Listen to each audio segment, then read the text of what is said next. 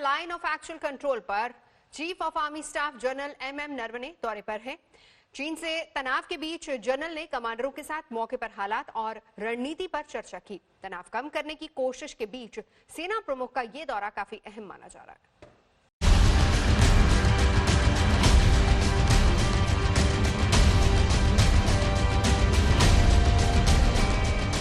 ये भारतीय सेना के हौसले की तस्वीर है।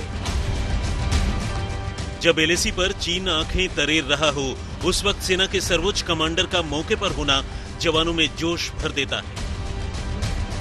2 दिन के लद्दाख दौरे के दूसरे दिन आर्मी चीफ एलएसी के पास फॉरवर्ड पोस्ट तक पहुंचे, मौजूदा हालात का जायजा लिया, जवानों से मुलाकात कर उनका हौसला बढ़ाया।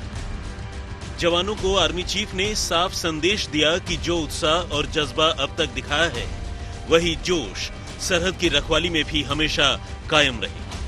आर्मी चीफ की इस तस्वीर का साफ संदेश है कि ईंट का जवाब पत्थरों से देने की तैयारी है।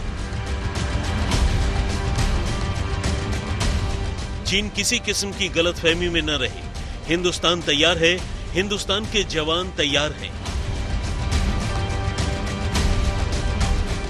पेंगोंग में फिंगर 4 तक घुसे चीन की सेना को भारत कड़ी चुनौती देने के लिए तैयार है। चीन सिर्फ ताकत की भाषा समझता है, लिहाजा भारत ने भी फौजी जमावड़ा बढ़ा दिया है।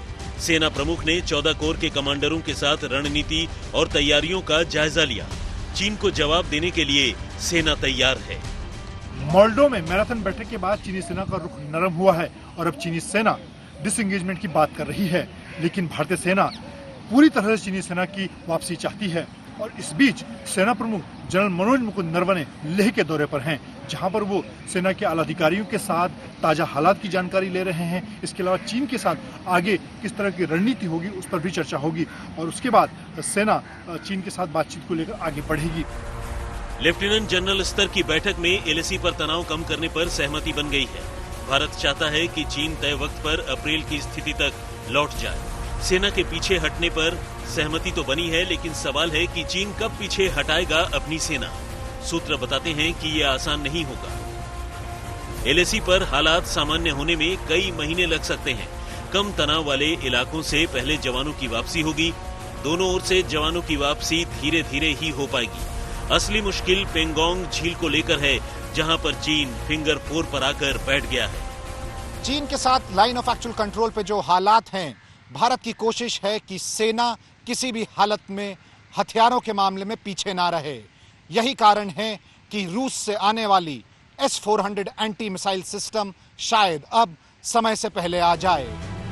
इस बीच अब चीन से कूटनीतिक स्तर पर बातचीत से मामले की हल की कोशिश तेज हो गई है। जॉइंट सेक्रेटरी स्तर की बातचीत से मामले का हल निकाला जाएगा।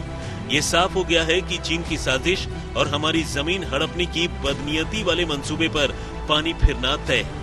भारत इस बार रत्ती भर भी छूट चीन को नहीं देगा। लेह में श्वेता सिंह के साथ अभिषेक भल्ला, दिल्ली, आज तक।